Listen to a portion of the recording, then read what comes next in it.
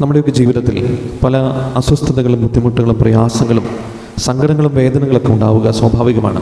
കാരണം ഈ ഭൂമിയിലായിരിക്കുമ്പോൾ ഈ ഭൂമിയുടേതായ, ഈ ലോകത്തിൻ്റെതായിട്ടുള്ള പല ബുദ്ധിമുട്ടുകളുടെയും വെല്ലുവിളികളെയും നമ്മൾ കടന്നു പോകേണ്ടതുണ്ട്.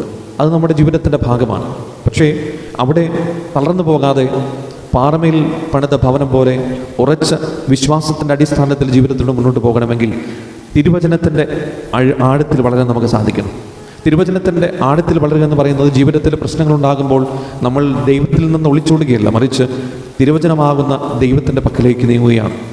വിശുദ്ധ കുർബാനയും വിശുദ്ധ വചനങ്ങളുമാണ് ദൈവത്തിൻ്റെ സാന്നിധ്യമുള്ള രണ്ട് സ്ഥലങ്ങൾ. The Sacred scripture and the Sacred tradition. Sacred scripture എന്ന് പറയുന്നത് വിശുദ്ധ ഗ്രന്ഥമാണ്. സേക്രഡ് ട്രഡീഷൻ എന്ന് പറയുന്നത് അപ്പം മുറിക്കലാണ്, വിശുദ്ധ കുർബാനയാണ്. അപ്പോൾ വിശുദ്ധ കുർബാനയിലും വിശുദ്ധ വചനത്തിലും കണ്ടുമുട്ടുന്ന ദൈവത്തിൽ അടിസ്ഥാനപ്പെട്ട ഒരു മനുഷ്യനെ സംബന്ധിച്ച് ജീവിതത്തിൻ്റെ വെല്ലുവിളികളിൽ ഒരിക്കലും തളർന്നു പോവുകയില്ല.